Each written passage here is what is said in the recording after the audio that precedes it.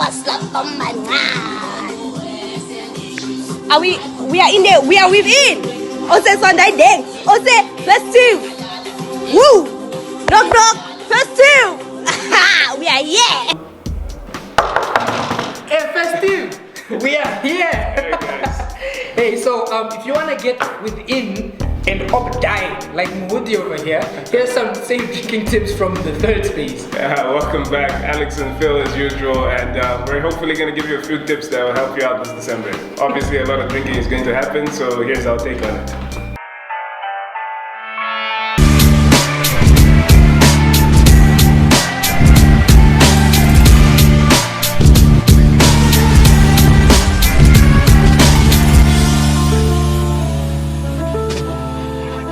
Okay, so first things first, and I'm really sorry, but if you fall into this category of people, then you probably should not be drinking alcohol at all.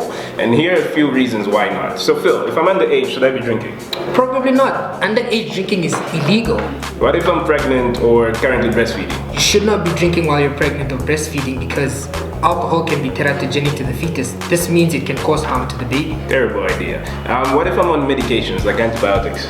You should not be drinking alcohol when you're on medications such as antibiotics and anti-epileptics because alcohol reduces the effectiveness of these medications. Exactly, and you wouldn't be helping anybody at all. So what if I've got a certain condition like depression or epilepsy? Is that a good idea? Drinking when you're ill is not a good idea because alcohol can exacerbate the symptoms of these illnesses. Yeah, so for these people, unfortunately, I'm sorry. There's a few more conditions, like let's say if you're the designated driver, you should probably own up for that as well. And be really responsible, and we're gonna give you reasons why. But for these following people, you gotta stay away, I'm sorry.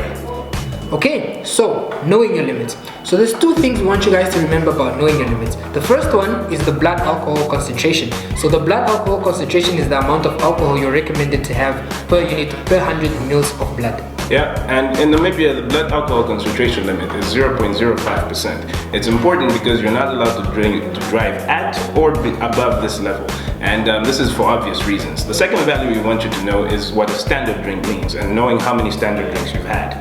So a standard drink is said to be the amount of alcohol per beverage. So a pint of beer and a shot of vodka is said to have the same amount of alcohol and therefore both are a standard drink. Yeah, so it's basically a measure of how many servings you can have per beverage. Now, the thing is, for health reasons, men are only recommended to have 3 to 4 standard drinks and women are only allowed to have 2 to 3 standard drinks. And in a week, each respective gender is only allowed to have 21 and 14 units respectively.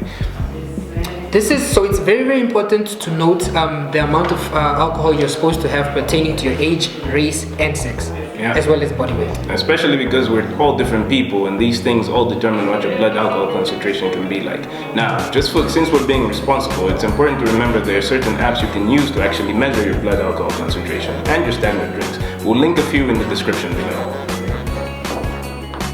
So the most important drinking tip is planning ahead. Drinking alcohol starts 1 hour before the first sip of alcohol is taken. Now in this 1 hour you must do what we call pre-gaming. So in pre-gaming, the most important, probably the oldest trick in the book about pre-gaming is you must eat before you start drinking. Exactly, and it's pretty straightforward. The more you eat, the less likely you are to get drunk quickly. Now, two things are important in this: in the stomach, which digests food, and the small intestine, which absorbs it. When you're on a fluid diet, fluid bypasses the stomach pretty quickly and enters the small intestine, which just absorbs it into your blood system. Now, what happens when you eat complex foods? So during pre-gaming, when you eat these complex food substances, there's a gating mechanism in the stomach by the muscle called the pylorus. So the pylorus closes the stomach off to allow for the digestion of the food in the stomach. This means that only small amounts of alcohol are getting into the small intestine, therefore only a small amount of alcohol is getting into the bloodstream. This gives your body time to metabolize the alcohol and therefore you have a low concentration of alcohol in your body. Therefore, getting drunk less, faster. True, pretty straightforward, right? So, it's important to remember now that food that are high in fats can also cause the pylorus to close for about 6 hours. So pre-gaming on high fatty foods can actually help you out a lot in the long run. Another way to avoid quickly getting intoxicated is to have your non-alcoholic beverages in between your alcoholic beverages. Learn to be responsible. Limit your alcohol intake. Drink one standard drink every 45 minutes to an hour. Should you find yourself feeling parched or thirsty during this period of time, take a non-alcoholic beverage instead. And try taking sips rather than gulps of your alcohol. This will help you handle it a lot better. Start with drinks that are lower in percentage of alcohol, like beer, rather than shots.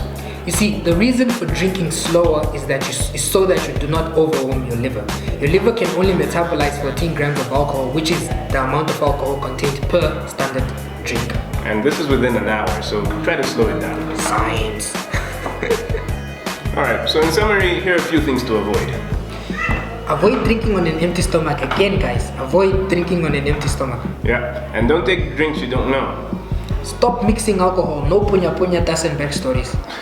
Avoid taking drinks from people you don't know either. And keep an eye on whoever's preparing your drink. If you're not planning to get that intoxicated, stay away from the drinking games. And please, don't be that guy. Respect the wishes of those who wish not to drink. Yeah. Alright. Alright, and that's a summary of the few tips we have for you guys who want to drink a little more responsibly. Now, do check out the apps in the description to have a look at how you can calculate your blood alcohol concentration or your standard drinks. We have a few things that we have coming up for you guys, so I hope you enjoyed this video. Please leave a like. No binge drinking, guys. And with that said, bottoms up. Hey, Please, no binge drinking.